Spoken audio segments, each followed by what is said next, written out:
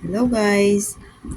Nawala din ba ang mga ads sa mga upload video nyo sa inyong YouTube? Ganyan din po yung nangyari sa akin.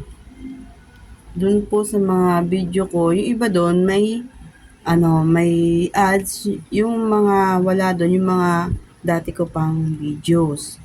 Kaya medyo bumagal yung aking takbo ng aking revenue, dollar ko. Kaya tuturuan ko kayo kung paano maibalik yon. At ito ay natutunan ko lang din sa mga magagaling na YouTuber. Kaya ibabahagi ko po sa inyo kung paano ibalik yung ads sa inyong mga video sa YouTube. Kaya, let's go!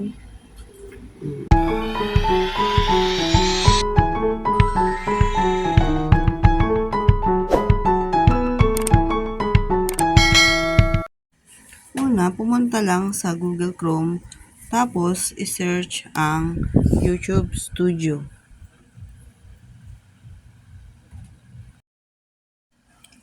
At yan, ganyan dapat yung lalabas na YouTube Studio. I-click lang, tapos yung Continue to Studio. Tapos dyan, i-click nyo lang yung Content.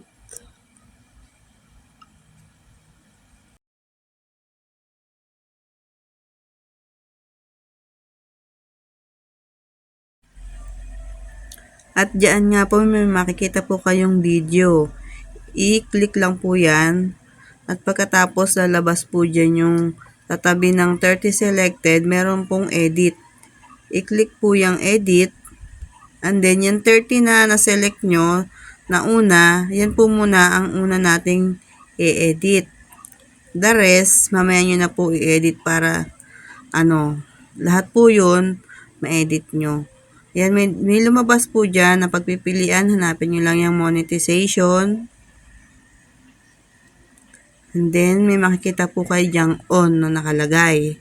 Yung on po yan, i-click nyo para lumabas yung off. Pag lumabas po yung off, i-off nyo po muna. Ganun po. Tapos, pag naka-off, maya i-click nyo ulit yung on. Ganun po yung ginawa ko. Ginaya ko lang din sa mga magagaling na YouTuber. Tapos, i-click nyo po yung updated video. At ayan. I-click din po yung agree na yan, understanding. Tapos yung update. Ayan, medyo mabagal lang po kasi mahina yung signal namin. Mahina yung wifi namin. Kaya, matagal siyang mag-update. Pero maya-maya, mag-update po yan. At kung napanood nyo tong video ko, ibig sabihin, yung mga itong ginawa ko ay nag-success. Kaya, na-upload ko po ito. Yan. Click nyo po ulit yung edit. And then, yung add setting.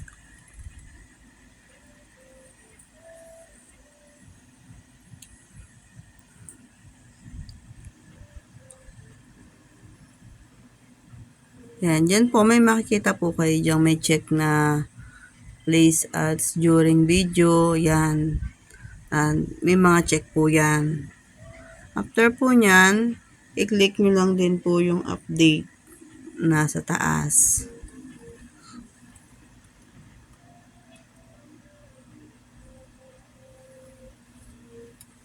Yan.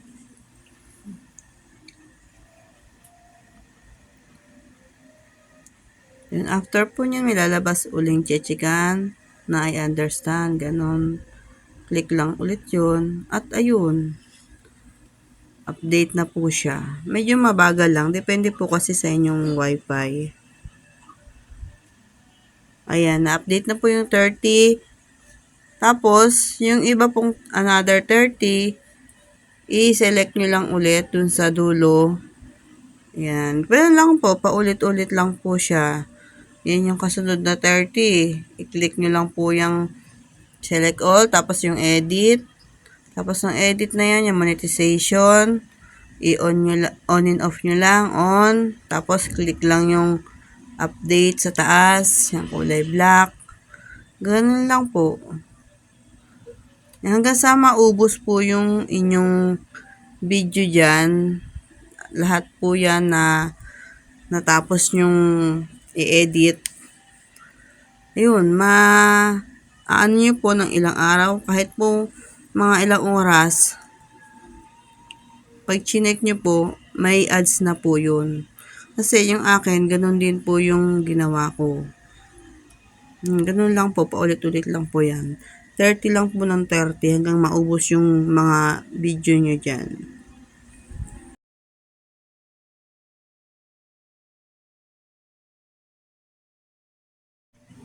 Ayan, ganyan lang po yan. Paulit-ulit lang po sa 30 lang po ng 30 hanggang sa maubos po yung mga video nyo.